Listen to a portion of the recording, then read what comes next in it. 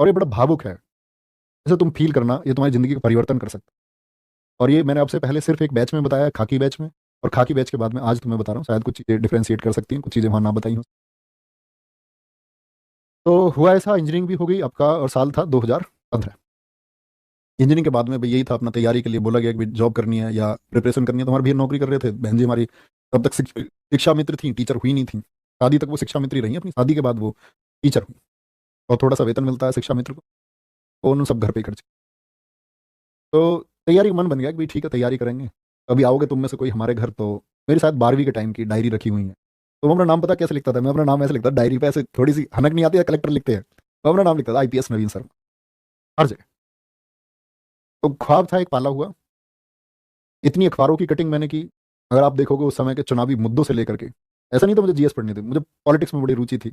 मैंने चुनावी मुद्दों से लेकर के हर चीज़ की फाइलों की कटिंग, मेरे पास हर चीज़ की कटिंग होती थी, चुनाव में कौन कहाँ हुआ, सदुआ भैया क्या कर रहे हैं चित्रकूट वाले, कौन सा गैंगस्टर कहाँ क्या कर रहा है, कौन कौन से गैंग है। वीडियोस देखी हमने खूब यूट्यूब अपने कॉलेज के टाइम पे, सब रिसर्च की किसका गैंग कहाँ तक है, किसके गैंग में कौन है। और अपना पढ़ाई करते थे बहुत बढ़िया। इंजीनियरिंग में अपने पास किताबें जीएस की रही, पढ़ते रहे, गाइडेंस लोगों से रहते रहे। दिल्ली चले गए फाइनली 2015 में, तो ये तैयारी करेंगे। और मैं, हमारे चाचा जी, हमारे परिवार में लोकेश, हमारे गांव से ही अरुण भाटी दोस्त है मेरे, तो हम 3-4 लोग गए तैयारी करने। एक हमारे गांव के भांजे थे, तो वो गए। अब होता क्या है कि हम लोग गए वहां पर आपका अगस्त में, लगभग जुलाई के एंड, अगस्त के शुरुआत में। तो हम रह रहे थे, अपना पढ़ाई हमने शुरू कर दी, कोचिंग सेंटर कोई ज्वाइन किया नहीं कि पहले किताबें पढ़ेंगे फिर उसके बाद में देखेंगे। और जिन कोचिंग सेंटर्स में हकीकत यह है कि शायद मैं तुम्हें पहली बार बता रहा हूँ कि दरअसल में घर में अगर ये कह के जाता कि मैं यूपीएससी की तैयारी करने जा रहे हैं, कुछ और पढ़ेंगे, हम नोबेल पढ़ेंगे, वहाँ पर हम उपन्यास पढ़ेंगे, तो उसके लिए कोई तैयार भी नहीं होता। तो जहाँ हमने एडमिशन लिया हमने क्लास नहीं की। हम गए, हमने किताबें ढूंढी बाजार में, और किताबें कभी एक पेज चलते चलते पढ़ लिया किसी का, और अपने बैग में किताब रखी एक, नॉवेल बहुत पढ़े, कहानियां बहुत पढ़ी, बहुत सारी पुस्तकें पढ़ी। दिन आया अगस्त के बाद में नवंबर का। नवंबर आया तो मतलब उस टाइम ये था कि भाई सीपीओ देना है तुमको। और सीपीओ मेरा 2016 क्वालिफाइड भी हुआ, 2015 एनटीपीसी मेरा क्वालिफाइड भी हुआ। और ऐसे बिगड़ तैयारी के दिए, कुछ ज़्यादा तैयारी से नहीं दिए, क्योंकि मैथ वैथ ठीक था अपने, रीजनिंग में कुछ करना होता ही नहीं है एसएससी की में। वो बस कॉमन सी की 10-15 दिन में सीख साख के बढ़िया प्रैक्टिस करके। और उस समय मतलब बड़ी आसान सी रीजनिंग आती थी, जीएस का भी एक अच्छा लेवल होता था, हालांकि एसएससी का हमें। बात आती है नवंबर 2015 की, हमारे पिताजी का एक्सीडेंट हो गया। और उनका एक्सीडेंट हुआ तो ये मतलब एक टर्न था जिंदगी। एक्सीडेंट होने के बाद में गांव में आना पड़ा, हमारे पिताजी के 17 फ्रैक्चर थे, हॉस्पिटल में रहे, मैं हॉस्पिटल में ही रहा लगातार। और वो गेहूं बोने का समय था, पिताजी हमारे किसान है, सारी जिम्मेदारी उनकी थी, चाचा के हिस्से की खेती भी वो करते थे। और आज हमारे पिताजी की उम्र लगभग अगर बात करें तो 68-69 साल है। और अगर मैं बहन भाई बताऊं तो हमारे 2 बहन भाई और थे। एक बहन हमारी हमारे घेर में ही ट्यूबवेल है, उसमें पानी में डूब करके वो मर गई थी, एक्सपायर हो गई। हम सबसे बड़ी थी, फोटो है उनका हमारे घर पे आज भी, कहते हैं वो होती सबसे सुंदर होती। एक भाई था हमारा जुड़वा, ठीक है, वो एक्सपायर हो गया।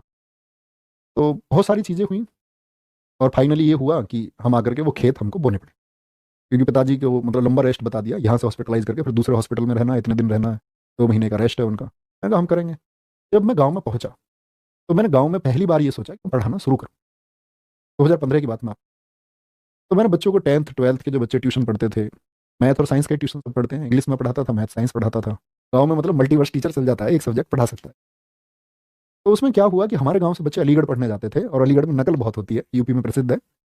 हमारे गांव से लगभग हर साल 50-60-70 लड़के अलीगढ़ से 10वीं और 12वीं पास होते थे। तो पहली बार मैंने लोगों में ये प्रचारित किया कि आपको अलीगढ़ जाने की जरूरत नहीं है, मैं आपको पढ़ाऊंगा, है ना। और आप यहीं कहीं से लोकल स्कूल से फॉर्म भरो, कहीं अलीगढ़ जो 10-12-15 हज़ार रुपये आप देते हो देने की जरूरत नहीं है। फीस मैं 300 रुपये लेता था पर हेड एक बच्चे से। तो कहने की बात है, बच्चे मेरे पास पढ़ने लगे, उनको दिखा कि ये लड़का मेहनत करता है। सबने भेजा गांव में, क्योंकि हमारी बहन जी पहले पढ़ाती थी, तो आप समझ सकते हो पृष्ठभूमि थी, पृष्ठभूमि थी कि ये लोग पढ़ाते हैं।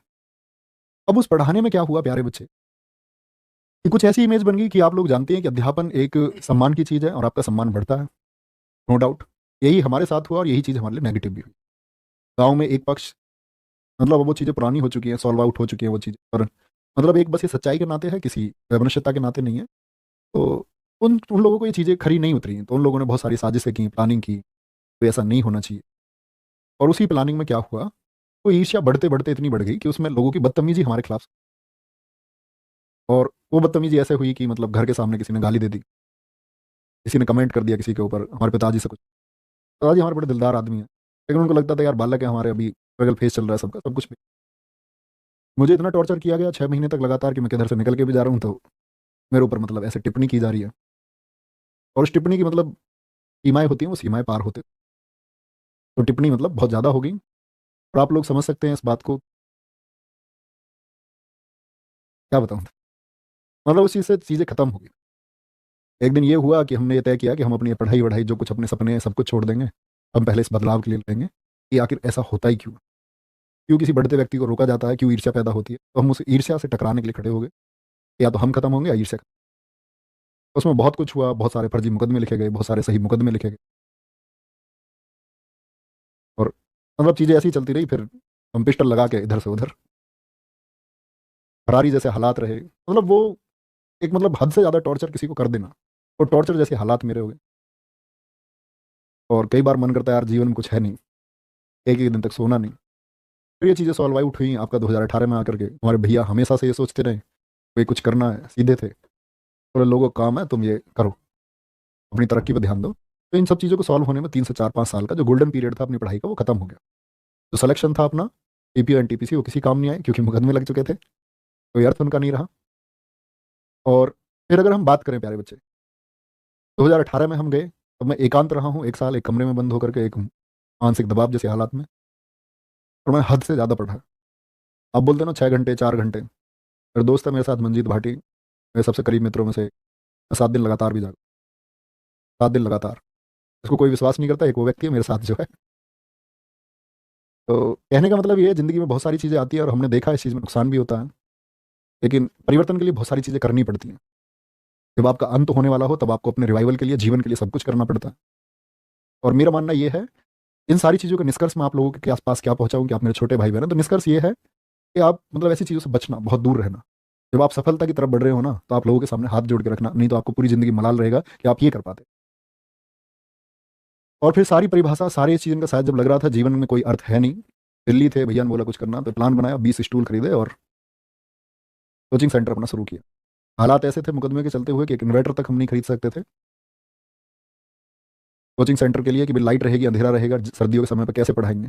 पहले तो गाँव में शुरू किया, थोड़ा-सा उजाला निकला तब पढ़ाना शुरू किया। 20 बच्चों से शुरुआत की, नहर पर पहुँचे, दम लगाया, बच्चों से बोला पूरे दिन घर जाने की ज़रूरत नहीं है, खाना लेके आओ, तुम्हारा भाई तुम्हें पढ़ाएगा। पूरी रात क्लास चल रही है, गद्दे बच्चों के लिए खरीदे, सब अपने घर से लेकर के आए।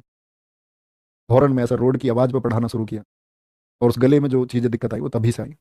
नॉन स्टॉप पढ़ाया। दिल्ली पुलिस का बैच था जब पिछले वाला 2020 का, और मैंने ऐसे ही प्रॉमिस कर दिया कि 6 से 12 बजे तक मैं तुम्हें पढ़ाऊँगा। गर्मियों के टाइम पे, लॉकडाउन का समय था, ना पंखे, गाँव में जंगल में बाग था, अस्तौली गाँव हमारे पास, तो वहाँ एक स्कूल था, ना तो वहाँ इलेक्ट्रिसिटी की कोई सप्लाई, इतनी दूर जंगल में कहाँ ही सप्लाई होगी, ना पंखे ना कुछ। बच्चे तर पसीने में, मैं तर, लेकिन लगातार हम 6 घंटे पढ़े।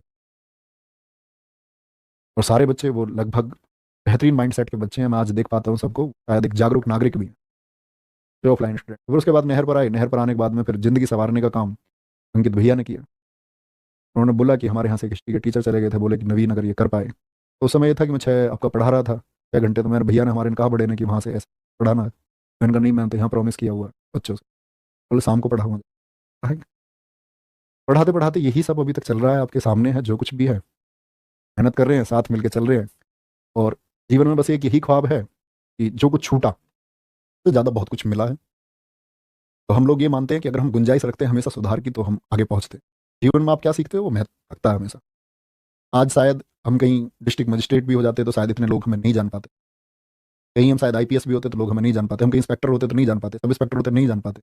हम कहीं रेलवे में काम कर रहे होते, लोग इतने हमको नहीं जान पाते। और सबसे बड़ी बात है, सर्विस सेवा हम इतने लोगों को दे नहीं पाते। एक डिस्ट्रिक्ट मजिस्ट्रेट चंद लोगों को सेवा दे पाता है अपने पूरे जीवन काल में। एक आईपीएस चंद लोगों के लिए सही काम कर पाता है। एक सब इंस्पेक्टर ना के बराबर लोगों के लिए सही काम कर पाता है अपनी ज़िंदगी में, राजनीतिक दबाव के चलते। लेकिन मुझको लगता है कि हम लोग जो काम कर रहे हैं, पर कोई ना तो कभी दबाव बना सकता है, और हम हज़ारों घरों की ज़िंदगी